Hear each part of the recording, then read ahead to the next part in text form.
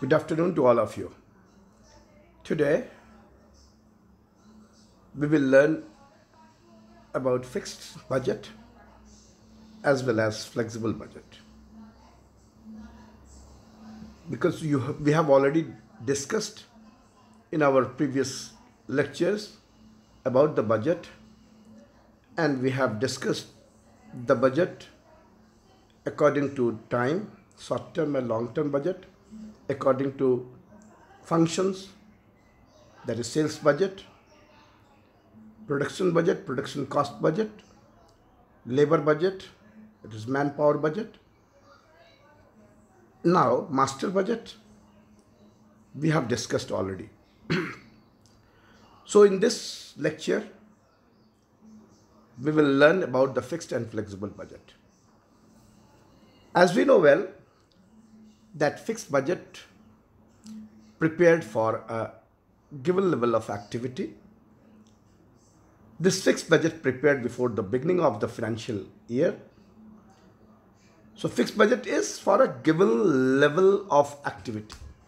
It will not change as per the level of activity will change. ये कब बनेगा? This budget we will prepare in the beginning of the financial year. Financial year के beginning में हम इसको बनाएंगे. If the financial year starts in January, then the budget will be prepared a month or two months earlier, that is in the month of November or December. अगर हमारा financial year जनवरी में शुरू होता है तो हम ये बजट नवंबर में या दिसंबर में 1 या 2 महीना पहले से बना लेंगे. This fixed budget is a budget designed to remain unchanged. हमने कहा आपको, irrespective of the level of activity actually attained.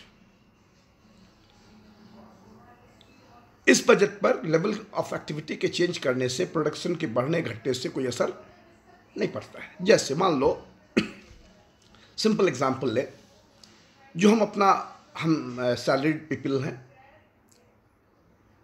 मेरी सैलरी है मान लो 50,000 रुपये.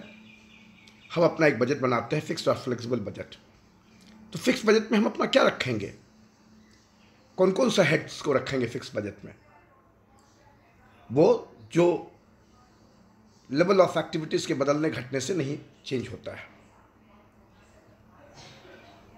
हमारा घर का रेंट जो है वो हर महीने में एक ही होगा. मेरे बच्चों की सैलरी जो है, बच्चों का एजुकेशन फीस जो है हर महीने में सेम ही होगा. तो ये बजट, इसको हम लोग किस बजट में रखेंगे? हमारे बजट में ये रखा होगा जो इतना तो हमको खर्च होना ही होना है, चाहे जो हो जाए. इसके बाद फ्लेक्सिबल बजट में जो लेवल ऑफ एक्टिविटी के चेंज करने से वो घटता या बढ़ता है. 2 आदमी के लिए 2 किलो चावल लगेगा, लेकिन 4 आदमी अगर आ गया तो 6 किलो चावल लगेगा, है कि नहीं? तो लेवल ऑफ एक्टिविटी चेंज कर गया, 2 किलो से 6 किलो चावल, 6 किलो से 70 किलो चावल, तो उसके कारण हमारा बजट बढ़ जाएगा. तो ऐसा बजट को हम कहेंगे flexible budget. So budget, fixed budget is a budget prepared designed to remain unchanged irrespective of the level of activity actually attained. Fixed budget is suitable under static conditions. Dynamic conditions, static condition में ये budget फायदेमंद है, suitable है.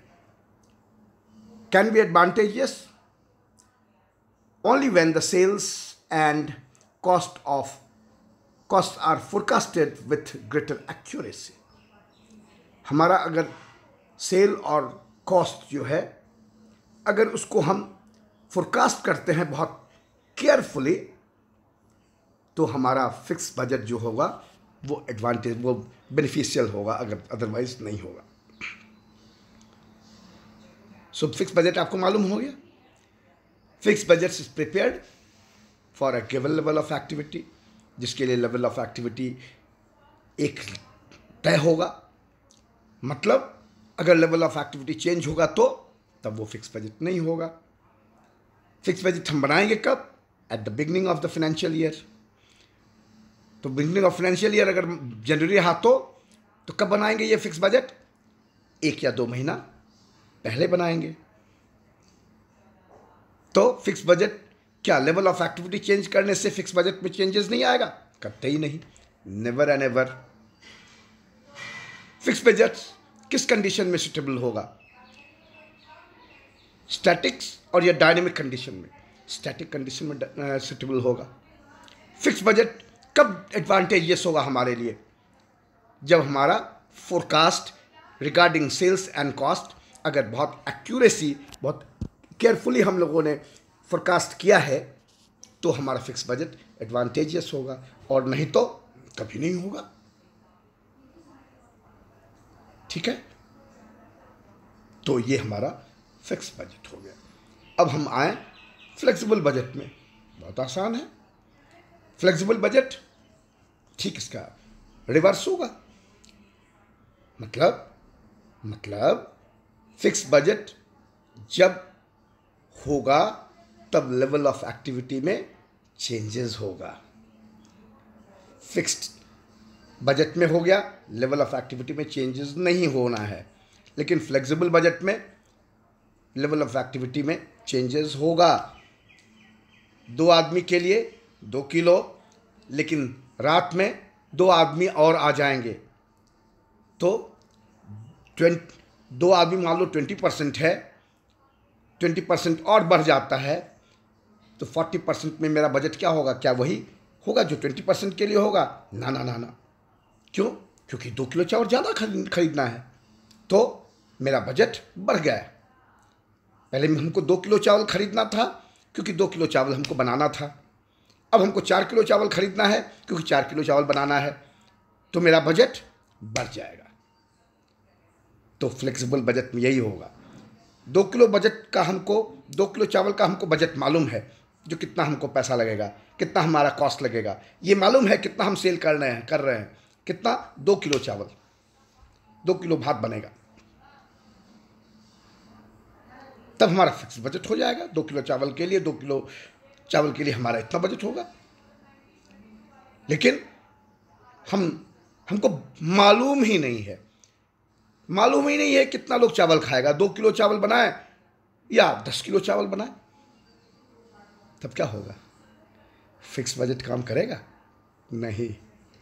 2 kilo चावल खाएंगे और 8 kilo चावल फेंक देंगे, वेस्टेज होगा, पैसे का मिसयूटिलाइजेशन होगा और आपका कंपनी में ताला लग जाएगा।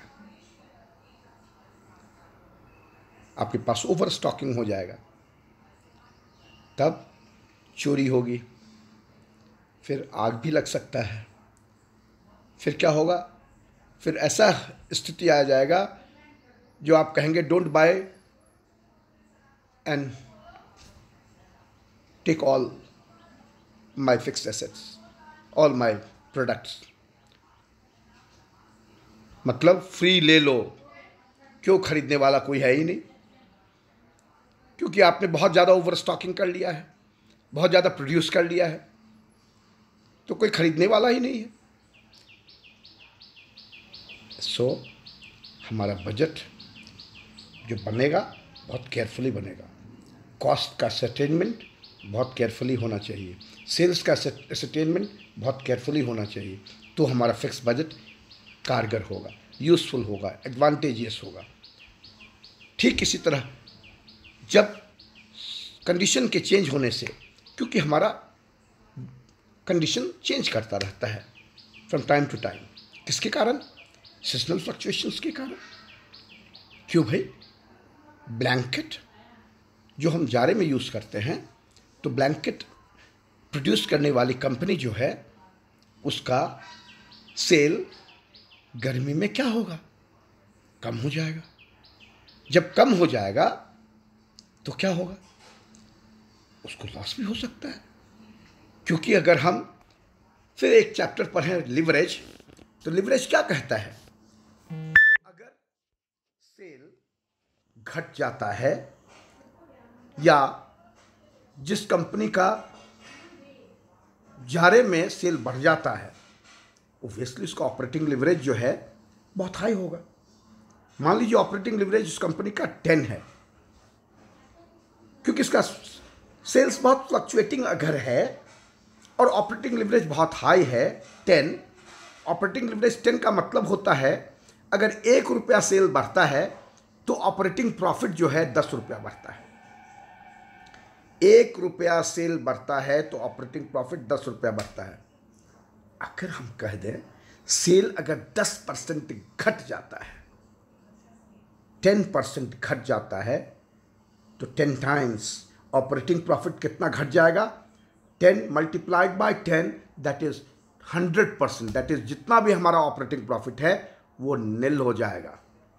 सोच लो, अगर हम शंकर का बनाया हुआ अगर बॉडी सोप अगर 10 बेचते थे, अब अगर 9 बेचते हैं, 10% घट जाता है, 10 सोप का 10% 9 हुआ। अगर 1 सोप घट गया सेल में तो हमारा ऑपरेटिंग प्रॉफिट 0 हो जाएगा। सोच सकते हैं कितना केयरफुल रहना है। इसीलिए क्या होगा, इस इफेक्ट्स को रिड्यूस करने के लिए ऑफ सीजन के लिए क्या करेगा वो कंपनी, ताकि ऑफ सीजन में गर्मी में उसका ब्लैंकेट का सेल कम ना हो। क्यों भाई? क्योंकि अगर कम हो जाएगा तो उसका ऑपरेटिंग प्रॉफिट निल हो जाएगा। तो उसके ऑपरेटिंग प्रॉफिट को निल न होने के लिए, सेल को डिक्रीज नहीं होने के लिए उसको कोई स्ट्रैटेजी अपनाना होगा। और क्या अपनाना होगा? सीजनल डिस्काउंट हमको देना होगा। अगर नहीं देंगे तो कंपनी बंद हो सकती है, क्योंकि समर सीजन में आपके प्रोडक्ट को कोई नहीं खरीदेगा, और जब नहीं खरीदेगा तो आपका सेल ड्रॉप कर जाएगा, और ड्रॉप कर जाएगा तो ऑपरेटिंग प्रॉफिट ज़ीरो हो जाएगा। तो आप जब ऑपरेटिंग प्रॉफिट ही 0 हो जाएगा तब आप बैंक को सूद कहाँ से देंगे?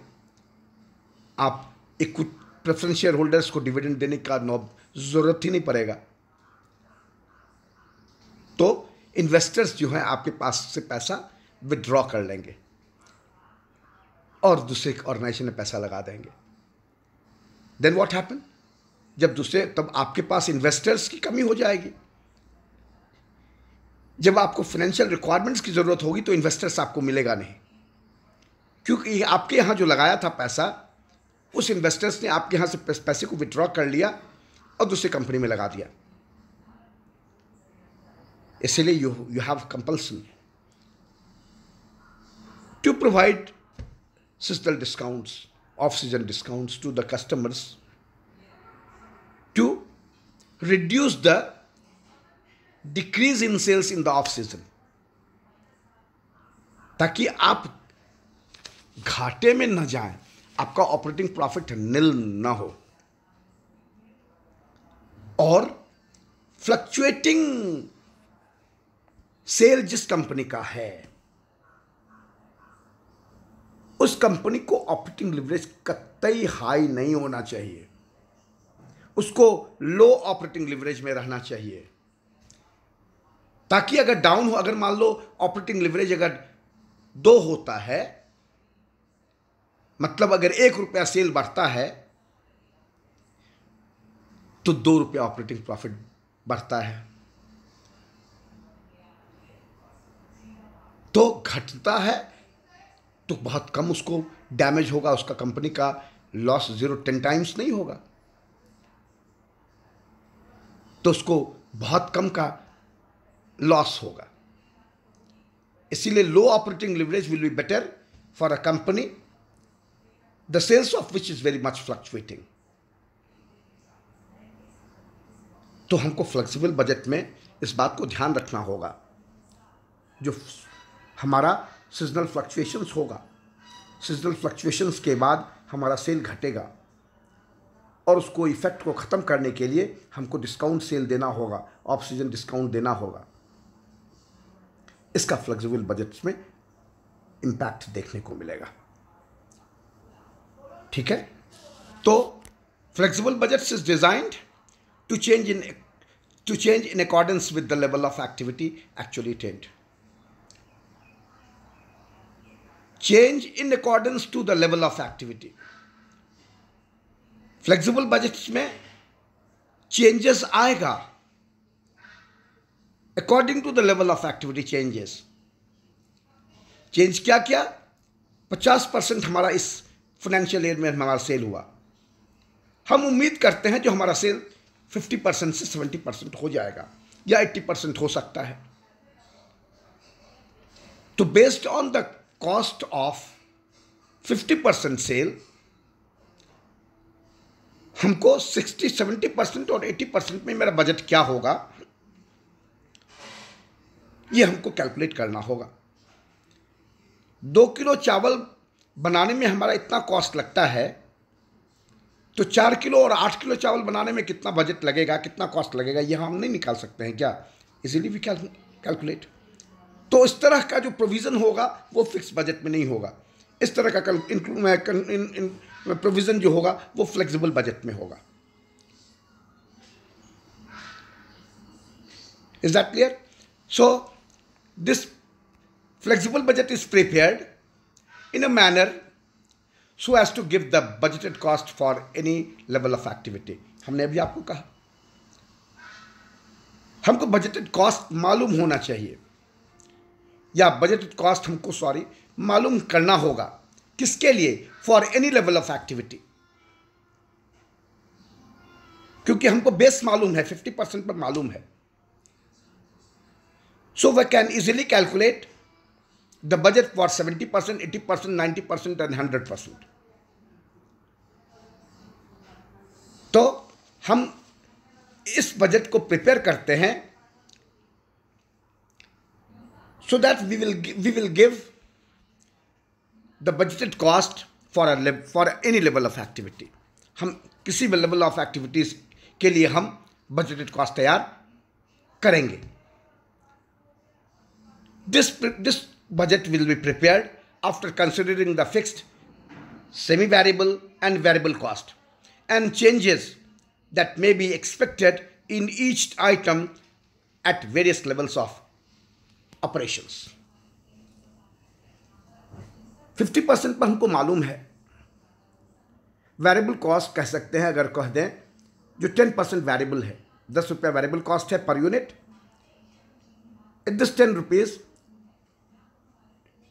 मान लो वेरिएबल कॉस्ट तो वेरिएबल कॉस्ट ही है। मान लीजिए हम वेजेस कहते हैं, एडमिनिस्ट्रेटिव मैन्युफैक्चरिंग एक्सपेंसेस कहते हैं। मैन्युफैक्चरिंग एक्सपेंसेस में हम कह दें, मान लो 10 रुपया मैन्युफैक्चरिंग एक्सपेंसेस है पर यूनिट, हम कह दें जो 10 रुपया मैन्युफैक्चरिंग कॉस्ट जो है पर यूनिट, उसमें 20% फिक्स है और रेस्ट वेरिएबल है। तो फिक्स कॉस्ट, फिक्स जो है परसेंट, उसको हम फ्लेक्सिबल में नहीं डालेंगे। और हमको वेरिएबल कितना है, मान लो 20% फिक्स्ड है तो 80% वेरिएबल है। तो इसी तरह हम करके क्या करेंगे, हम फ्लेक्सिबल बजट बना लेंगे। जो मेरा फ्लेक्सिबल बजट कितना होता है, keeping into considerations the fixed cost, keeping into considerations the variable cost, that is called semi variable cost। हमको बताओ कोई ऐसा कॉस्ट जो सेमी वेरिएबल नेचर का है। इजीली कैसा, कौन सा कॉस्ट है सेमी वेरिएबल नेचर का है, जिसमें फिक्स्ड भी है और वेरिएबल कॉस्ट भी है, जुड़ा हुआ दोनों है। बहुत आसान है। Electricity bill. इलेक्ट्रिसिटी बिल में क्या है, मीटर का रेंट जो है, जो आप यूज करें या ना करें, that you have to pay, this is fixed. उसके बाद the more unit you will consume, the more bill you have to pay, this is variable. So the electricity bill is under the categories of semi variable. So हर का दोनों cost होगा, variable भी होगा semi और fixed भी होगा। इसको हमको कंसीडर करना होगा डिफरेंट लेवल ऑफ एक्टिविटीज में, जो हम कंसीडर करते हैं फ्लेक्सिबल बजट बनाने में। ये फ्लेक्सिबल बजट इज यूजफुल, ये उपयोगी है। कब भाई? where on account of typical nature of business, the sales are unpredictable by, as for example, luxury और सेमी लग्जरी ट्रेड। जब लग्जरी कोई आइटम होगा या सेमी लग्जरी आइटम होगा, उस अकाउंट में क्या होगा, क्योंकि ये टिपिकल का टाइप ऑफ बिजनेस है जिसमें सेल्स जो है अनप्रेडिक्टेबल है, किस समय क्या होगा हम नहीं बता सकते हैं।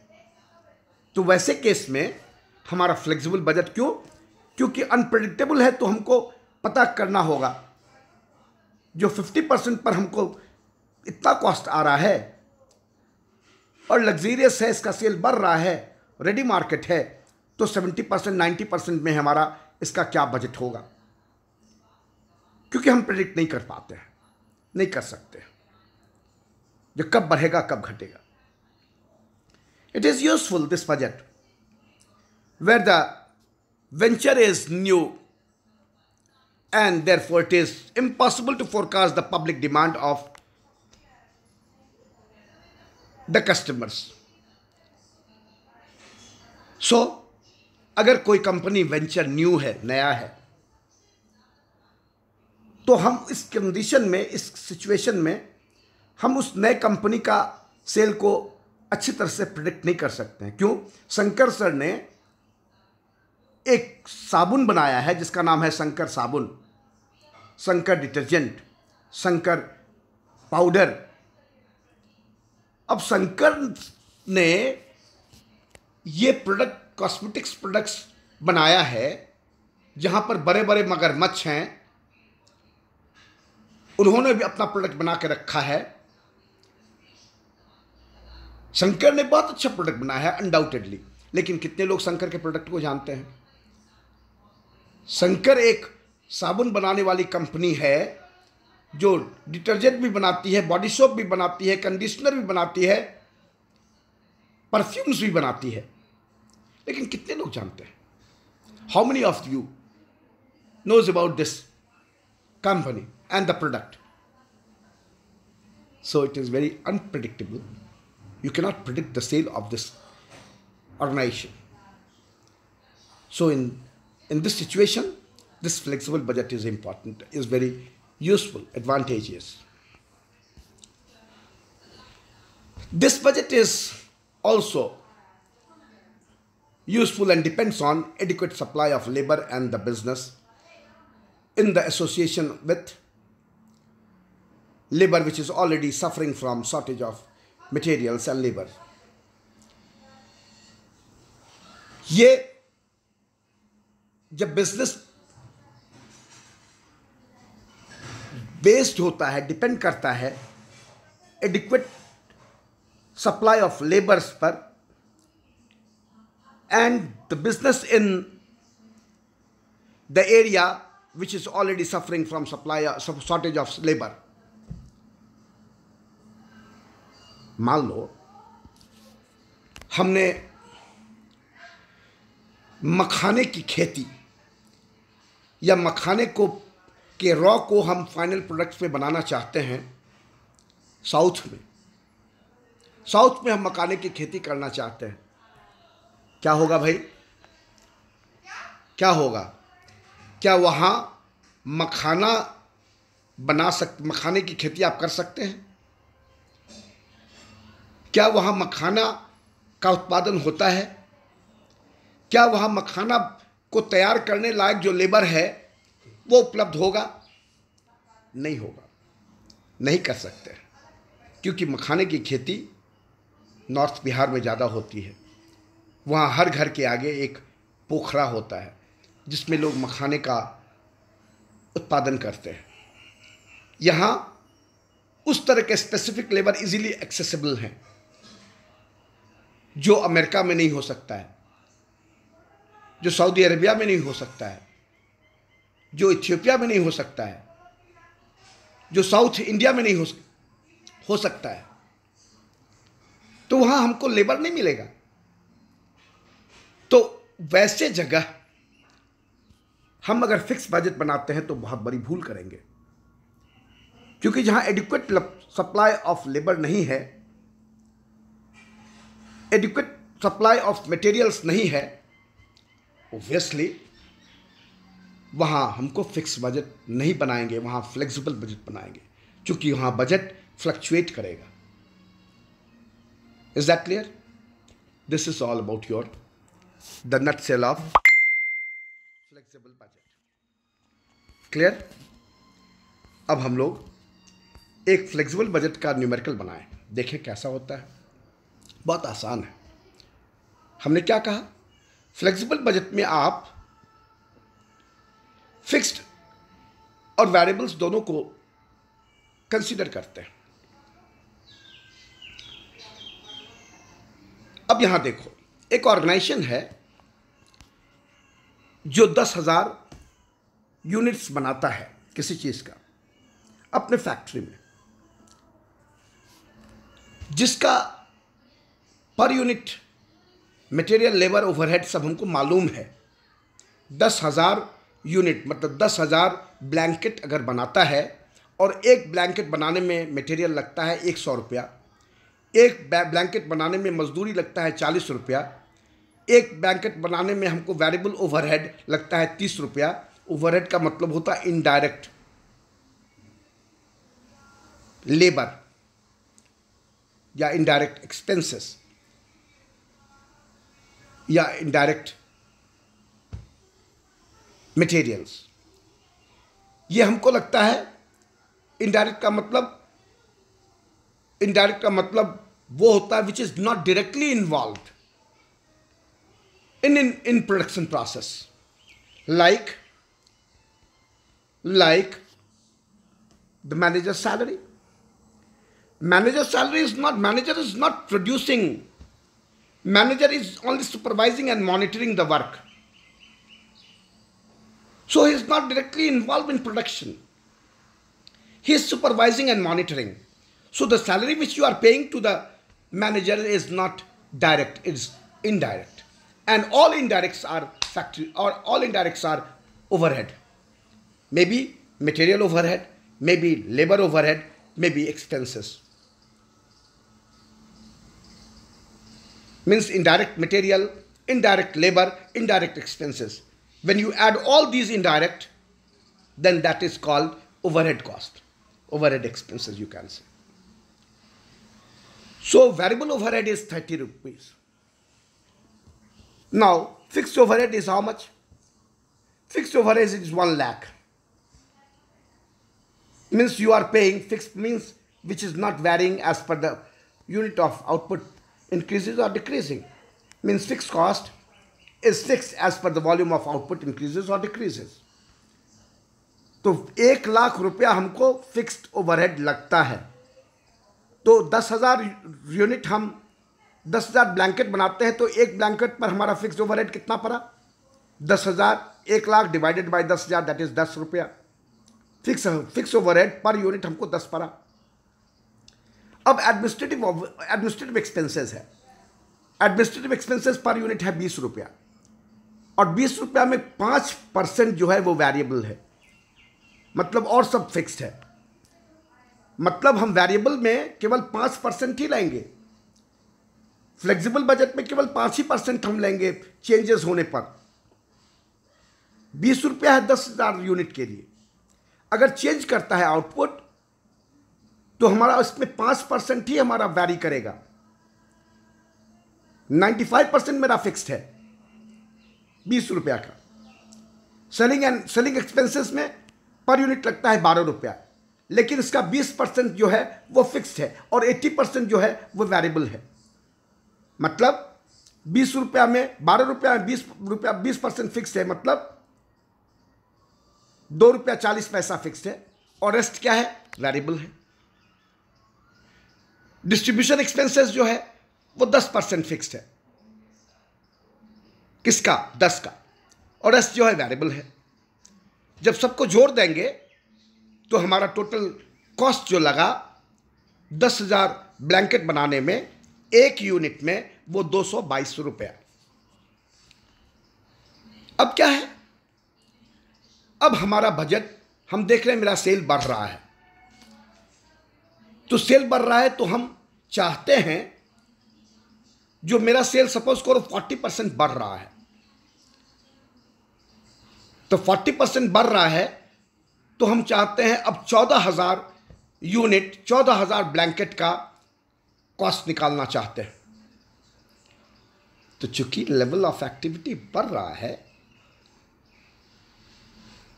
तो हमको 14,000 यूनिट, 10,000 यूनिट में हमको 222 रुपया लगता है, तो 14,000 यूनिट में हमारा बजट क्या होगा, मेरा फ्लेक्सिबल बजट कितना होगा, ये हमको कैलकुलेट करना होगा। बहुत आसान है, बहुत भारी तो है नहीं।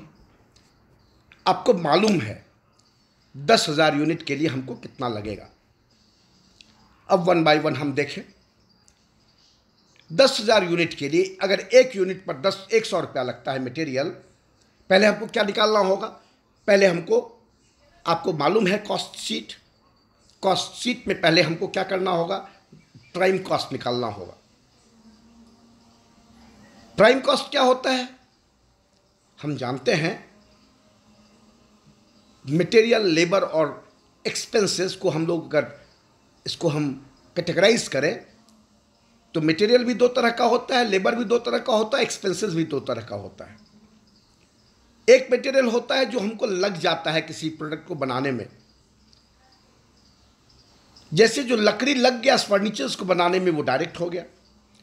जो बुरादा बन के अलग हो गया, जो कपड़े का कतरन बन के अलग अलग हो गया, वो इनडायरेक्ट हो गया। लेबर, डायरेक्ट लेबर वो हुआ जो मजदूर जो उस लकड़ी को काटा और ठोका और उसको फर्नीचर, टेबल और सोफा में कन्वर्ट किया। उस सोफा, लकड़ी को सोफा में कन्वर्ट करने में दिया गया जो मजदूरी होगी, जो लेबर ने बनाया, उसको हम डायरेक्ट लेबर कहेंगे।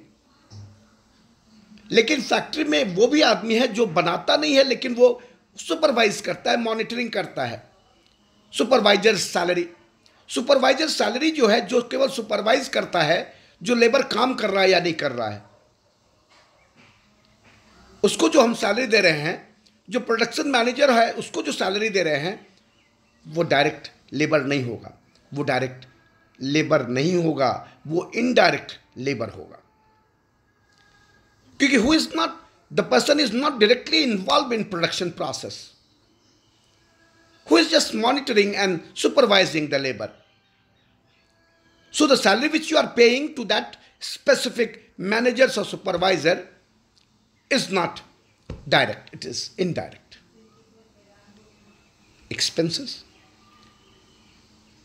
जो वेल्डिंग, सोल्डिंग, लकड़ी को गर्म करने, मान लीजिए हम बेत की कुर्सी बना रहे हो, बेत की छड़ बहुत कड़ी होती है। अब बेत के छड़ को अगर हमको फर्नीचर्स बनाना है, उसको हमको गर्म करना होगा, तभी वो बेत की छड़ जो होगा वो बेंट करेगा एज पर द रिक्वायरमेंट। तो बेंट करने में जो हमको हीटिंग और कूलिंग करना पड़ा, जो चावल को भात में कन्वर्ट करने में जो गैस लगा, वो डायरेक्ट होगा। लेकिन जो उस फैक्ट्री को लाइटनिंग करने के लिए जो लाइट लगा है हमारा, ये इनडायरेक्ट होगा। तो इस तरह से हम डायरेक्ट इनडायरेक्ट का कैटेगराइज कर लेंगे। और जब सभी डायरेक्ट को जोड़ देंगे, that is direct material, direct labour और डायरेक्ट एक्सपेंसेस, तो एक कॉस्ट का जन्म होगा जिसका नाम होगा prime cost. When you are adding all directs, that is the direct material, direct labor and direct expenses, there is an emergence of one cost which is known as prime cost. Now another cost which you are talking about, that is overhead cost. You have already considered the direct. Now the remaining cost remains, that is indirect. That is indirect material, indirect labor and indirect expenses. When you add all these indirect, that is indirect material, indirect labor and indirect expenses, there is emergence of another cost which is called overhead cost. So these type of two prime cost and overhead cost, and this direct is incurred only in factory and nowhere else. ये direct जो है केवल factory में involve होता है और सब जगह नहीं होता है। क्यों भाई? क्योंकि फैक्ट्री में ही प्रोडक्शन होता है, फैक्ट्री में फर्नीचर बनता है, फैक्ट्री में कार बनता है, फैक्ट्री में चावल बनता है, भात बनता है, वो ऑफिस में नहीं बनता है। इसीलिए डायरेक्ट मटेरियल, डायरेक्ट लेबर और डायरेक्ट एक्सपेंसेस केवल और केवल फैक्ट्री में होता है और कहीं नहीं। और सब जगह जो होता है वो इनडायरेक्ट होता है, और फैक्ट्री में दोनों होता है, इनडायरेक्ट भी होता है, डायरेक्ट भी होता है, क्योंकि वहां फैक्ट्री में दोनों लोग मौजूद हैं, जो डायरेक्टली इन्वॉल्व है, जो डायरेक्टली इन्वॉल्व है भी नहीं। जो डायरेक्टली इन्वॉल्व है वो direct material, direct labour, direct expenses में आ गए। जो डायरेक्टली इन्वॉल्व नहीं है, वेस्टेज है, मैनेजर्स की सैलरी है, लाइटनिंग्स है, ये इनडायरेक्ट, एयर कंडीशन है, ये सब इनडायरेक्ट में आ गया।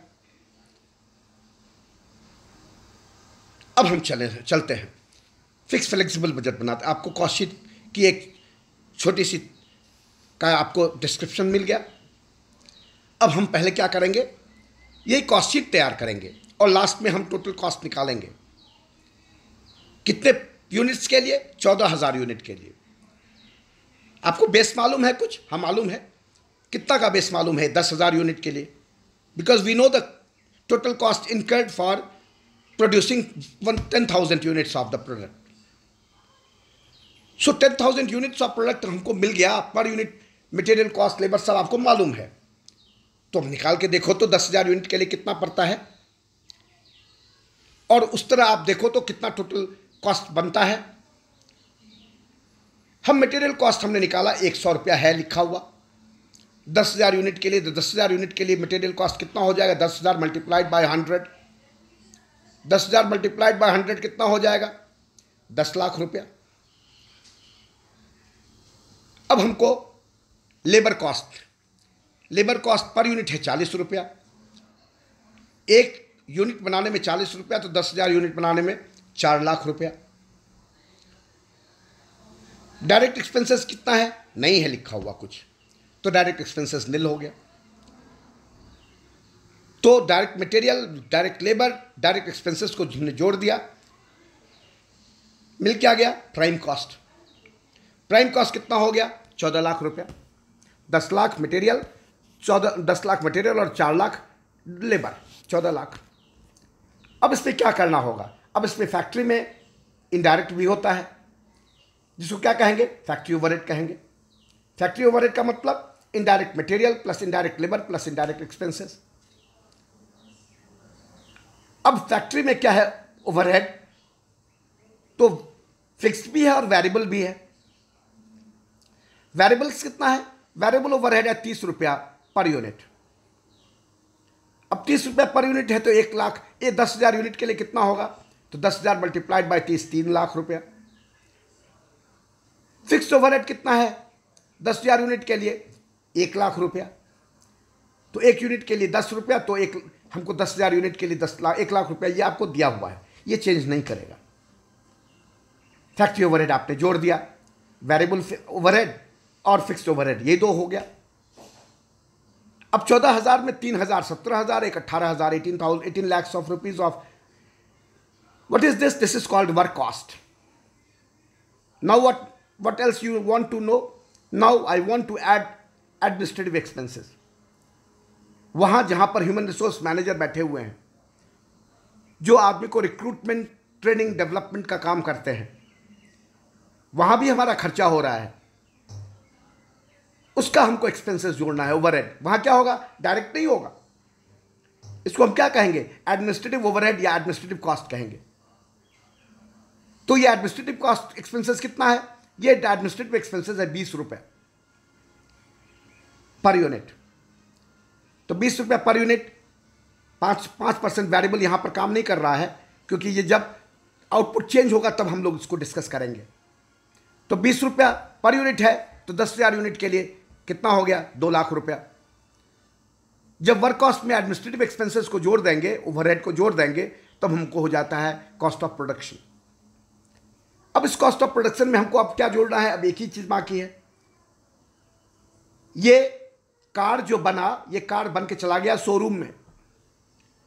शोरूम में क्या होगा? सेल होगा। तो यहां कौन सा एक्सपेंसेस होगा? सेलिंग एंड डिस्ट्रीब्यूशन एक्सपेंसेस होगा। ये सेलिंग एंड डिस्ट्रीब्यूशन एक्सपेंसेस कितना है? लिखा हुआ है। सेलिंग एक्सपेंसेस है 12 रुपया, तो 12 मल्टीप्लाइड बाय 10,000, 1,20,000। और डिस्ट्रीब्यूशन एक्सपेंसेस है 10 रुपया, तो 10 रुपया मल्टीप्लाइड बाय 10,000, 1,00,000 रुपया हो गया। 20 लाख में 1,20,000 सेलिंग एंड डिस्ट्रीब्यूशन हो गया, 21,20,000, और 1,00,000 हो गया डिस्ट्रीब्यूशन एक्सपेंसेस है, तो 22,20,000। 22,20,000 रुपया हमको टोटल कॉस्ट लगा 10,000 यूनिट बनाने में। अब देखो 22,20,000 को अब आप क्रॉस चेक करो, जो हमारा क्वेश्चन आंसर सही है या नहीं है। क्रॉस चेक हो गया। 22,20,000 को 10,000 से डिवाइड कर देंगे तो हमारा पर यूनिट कितना निकला? 222 रुपया, जो आपका ऑलरेडी आपके क्वेश्चन में लिखा हुआ है। अब हम निकालते हैं 14,000 यूनिट के लिए। अब 14,000 यूनिट के लिए हमको मटेरियल कॉस्ट निकालना है। वो तो चेंज नहीं करेगा। 1 यूनिट हो या मटेरियल कॉस्ट पर यूनिट तो एक ही 100 रुपया रहेगा। 100 रुपया multiplied by 14,000 unit, 14 lakh. Labour भी चेंज नहीं करेगा। 1 यूनिट बनाने में 40 रुपया, तो 14,000 यूनिट बनाने में कितना? तो 14,000 मल्टीप्लाइड बाय 40, 14 चौका 56, 14 4 जा 56, 5,60,000 रुपीज़। एक्सपेंसेस है नहीं, तो 10,000 यूनिट बनाने के लिए मटेरियल लगा 10 लाख, 14,000 यूनिट बनाने में हमको मटेरियल लगा 14 लाख। लेबर 10,000 यूनिट बनाने में लगा 4 लाख, 14,000 यूनिट बनाने में लगा 5,60,000। एक्सपेंसेस दोनों में कुछ नहीं लगा। प्राइम कॉस्ट 10,000 यूनिट बनाने में लगा 14 लाख, और 14,000 यूनिट बनाने में लगा 19,60,000। अब फैक्ट्री ओवरहेड देखें। फैक्ट्री ओवरहेड वेरिएबल्स 30 रुपया ही है, कोई इसमें चेंजेस नहीं है। तो 30 का 30, तो 30 का 30 है, तो वहाँ 10,000 यूनिट बनाने में 3 लाख लगा। यहाँ पर 14 तिया 14 3 जा 42, 4,20,000 रुपीज़ हुआ। फिक्स ओवरहेड हमको 1 लाख ही लगेगा। Fixed overhead will not change as the volume of output increases or decreases. But fixed overhead per unit will change. 10,000 unit के लिए हमारा फिक्स्ड ओवरहेड पर यूनिट था 10 रुपया। यहाँ पर 14,000 यूनिट बना रही है, तो हमारा फिक्स ओवरहेड पर यूनिट घट गया। तो फिक्स ओवरहेड पर यूनिट कितना हो गया? 1 लाख को डिवाइड कर देंगे 14,000 यूनिट से, तो हमारा फिक्स ओवरहेड पर यूनिट हो गया 7 रुपया 14 पैसा, 7 rupees 14 paisa. Whereas 10,000 units, the fixed cost incurred was 10 rupees per unit. But the moment the fixed output is increasing from 10 to 14, the fixed cost per unit decreases from 10 to 714. So now you see work cost, because of this changes fixed cost, what happened? The work cost is decreasing from 18 lakhs to, decreasing from 10 rupees to 714. Now the work cost is how much? Work cost is 1960 plus 420 plus 1 lakh. That is 24,80,000. When we are producing or selling 10,000 units, the work cost will be 18 lakhs. But when the volume of output is increasing from 10 to 14, work cost becomes 24,80,000 rupees. Now administrative expenses. Administrative expenses, it is written 20 rupees per unit. 20 rupees per unit means 2 lakhs. And 5% is variable. Means as the volume of output is increasing, then there is 5% variable only. It means how much? 5% of 2 lakhs is how much? 5% of 20 rupees is how much? 5% of 2 rupees, 20 rupees is 1 rupees. Is that clear? 10% of 20 is 2 rupees. So 5% is 1 rupees. And how much is increasing? Volume 4,000. From 10 to 14,000. So how much is variable? That is 4,000 multiplied by 1. Because 5% is variable only in the administrative expenses. So in the case of 2 lakh, in case of 10,000 units, the administrative expenses supposed to be 2 lakhs, but in the case of 14,000, 2 lakhs plus 5% variable, 5% is increasing, that is 4,000 you add, that is 2 lakhs 4,000 rupees. Because for 1 unit, only 5% is variation. So for 1 unit, 5% variation, that is 1 rupees. So the changes in output is 10 to 14, that is 4,000. So 4,000 multiplied by 1, that is 4,000 rupees. So the administrative cost to be incurred is 2 lakhs 4,000. When you add 2 lakh 4,000 in 24 lakhs 80,000, the cost of production to be 26 lakhs 84,000. Now come to selling and distribution expenses. Selling expenses is 12 rupees for the level of output of 10,000 and 20% is fixed. If 20% is fixed means 80% is variable. And 80% is variable means out of 12 rupees, 2 rupees 40 paisa is fixed. Then how much is variable? Then out of 12 rupees, 4 rupees 40 paisa if you deduct, then the remaining is how much? You should calculate, and then 80% of 80% means 1,20,000 is your selling expenses in the case of 10,000 units. So 1,20,000 plus 80% of 12. 80% of 12, whatever you should calculate, that is 80% of 12 means 4,80,000. Is that clear? 80%, sorry, not 4,20,000, that is 9 rupees 60 paisa. 80% of 12 is variable, but 2 rupees 40 paisa is fixed. So we will consider variable only because at the moment the volume is increasing, changing, we should take it into consideration the change, that is 80%. So 80% of 12 multiplied by how much volume changes? 4,000, 10 to 14. So 1,20,000 plus 80% of 12 multiplied by 4,000 units. So the total selling expenses incurred is 1,58,400, which I have calculated on the left side of the screen. It means for 10,000 rupees, the selling expenses incurred to be incurred, that is 1,20,000, but in case of 14,000 units, the selling expenses should be 1,58,400 rupees. Now distribution expenses. Distribution expenses is 10 rupees.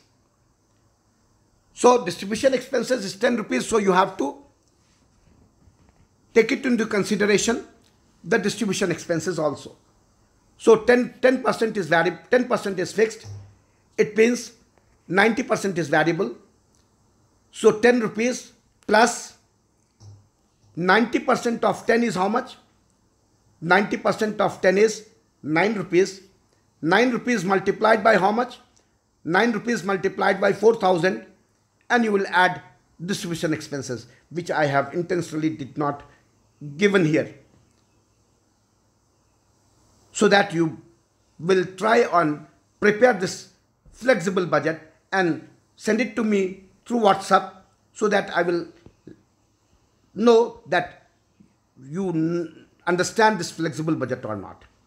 Now you calculate the distribution expenses when the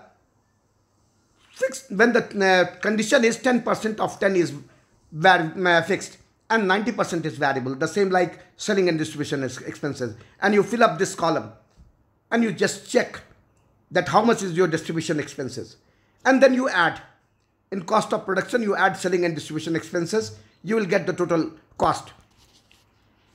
And suppose the total cost will be 2,203,203 rupees 2 paisa. Suppose the total cost to be incurred is 28,42,400. Though it is not so, because distribution expenses I have not written. Intentionally I have not written.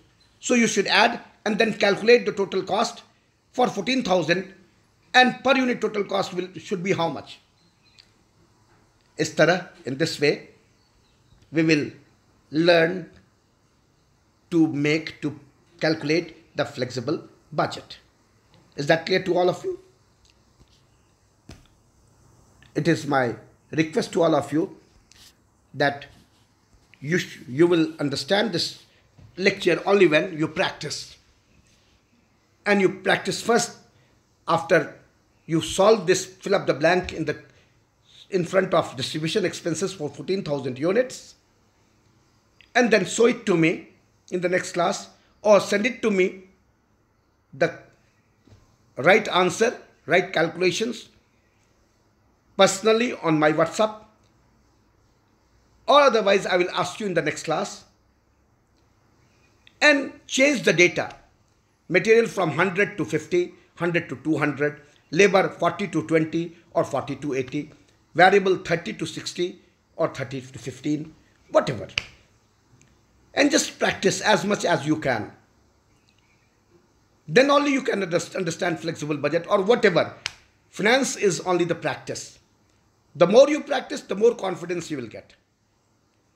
If you will not practice, it is a sheer wastage of time. So please, it's my earnest request to all of you to watch the video again and then solve this question, send it to me, and write an honest comment on each and every video at the end in the recommend column. Whether you understand or not, number one, what are the error you find in this videos, so that I will rectify that error in the next video, so that you will understand the lectures. Thank you very much. Nice chatting with the help of these videos, and keep yourself safe. Keep yourself at home only. Don't go outside, because the time is very much critical. So you have to save yourself. Confined at home only. Watch my videos. Enjoy your life. Be happy. Don't worry for anything. I will take care of you. Thank you very much. Bye-bye. Good day.